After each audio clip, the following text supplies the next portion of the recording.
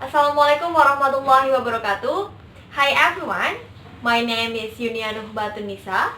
I'm student of English Literature Department of Winsharif Hidayatullah Jakarta.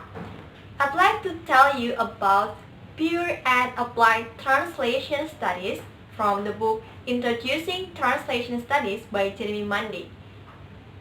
So I make this video to fulfill my final examination on subject translation theory.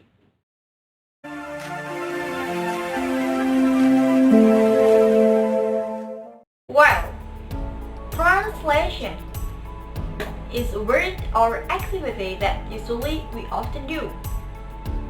Simply, translation is transferring language. So, translate is transfer. Translation, it means we translate from one language to another language, from the source language to the target language. And as we have known that translation have played a crucial role in interhuman communication, at least in providing access to important texts, scholarships, and religious purposes.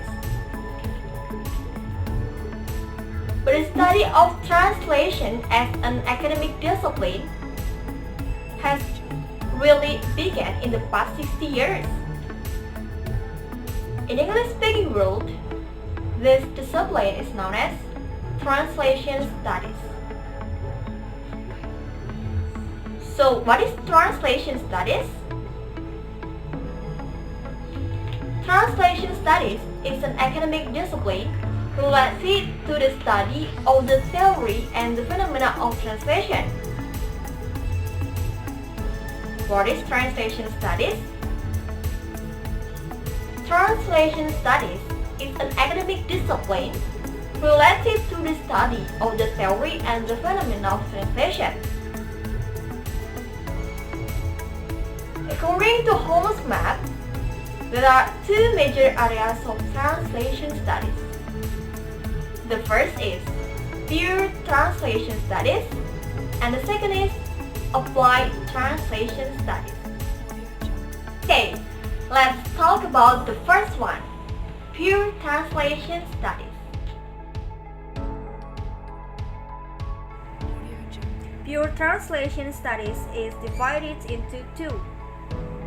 The first is descriptive translation. Descriptive translation is the description of the phenomena of translation. It talks about the problem of what exactly happened inside the translator's mind. The second is theoretical translation. Theoretical translation is the establishment of general principles to explain that phenomena. It talks about the developing and a full inclusive theory. So far below, pure translation studies is talking about the phenomena of translation and the general principles to explain that phenomena. For instance, or for example, is post-colonial translation.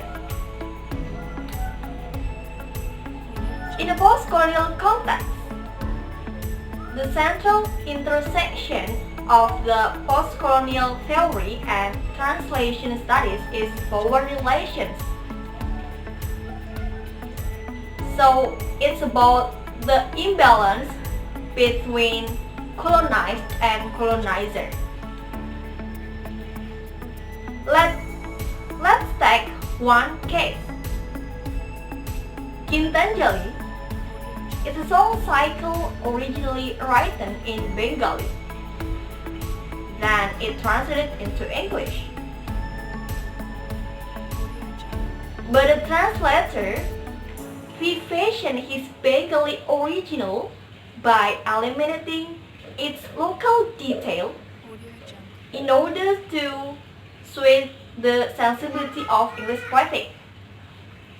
So here, the translator eliminates the local details to adjust the sensibility of English poetry.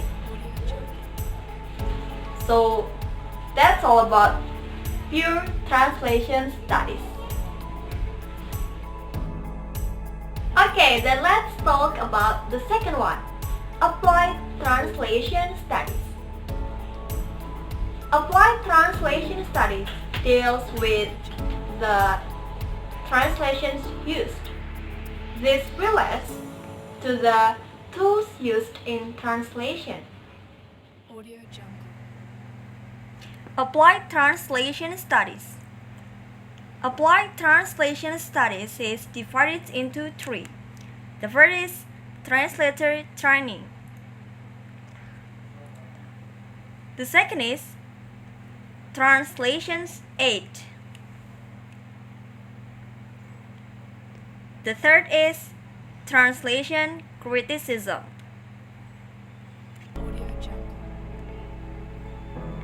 Translator training includes teaching evaluation methods, testing techniques, curriculum design. Translation aids includes CAT tools, dictionaries, grammars. Translation criticism includes revision, evaluation, reviews. Talking about applied translation studies, so it means we are also talking about the method of translation. In 1988, UARC is divided applied translation studies. The method of the translation studies into 8. The first is word-for-word translation. The second is literal translation. The third is faithful translation. The fourth is semantic translation. The fifth is adaptation. The sixth is free translation. The seventh is idiomatic translation. And the eighth is communicative translation. Okay, the first is word-for-word translation. Word-for-word translation as the name, so it means the translation is translated word by word. For example, in English, who has he been living with? Then we translate into Indonesia, siapa sudah dia tinggal dengan. As we can see, word-for-word translations, it means we translate the source language into the target language using word by word. Okay, the second is literal translation. It means we translate the source language to the target language literally. For example, in English, it said, he has left before us. Then in Indonesia, dia sudah mendahului kita. Okay, and then the third is faithful translation. The example is, I want to share this idea to some feedback. Saya ingin berbagi ide ini untuk beberapa timbal balik. And then the fourth is semantic translation. So it has a closely meaning from the source language. The example is, he is bookworm. So it means, in Indonesia, dia adalah seorang yang suka membaca. And then the fourth is adaptation. Adaptation translations means we translate depend on the culture.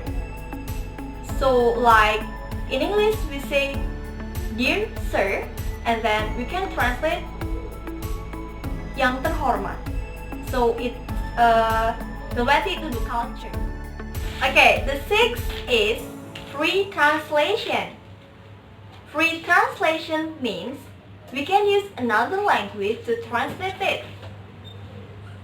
For example, in source language, in English, it said John novels sell well. But we can translate it in Indonesia like novel karya John laku keras. And then the seventh is idiomatic translation. As the name, idiomatic translation means we use idiom to translate the source language into the target language. For example, it's a piece of cake. Then we translate it, ini sangat mudah. So we use idiom here. And then the last one is communicative translation. Communicative translation, it means communicative, like in English it says keep off the grass, and then it translates in Indonesia dilarang berjalan di atas rumput. That's all about applied translation studies and the method. That's all from me about pure and applied translation studies. Thank you very much for watching, and the last I say, wassalamualaikum warahmatullahi wabarakatuh.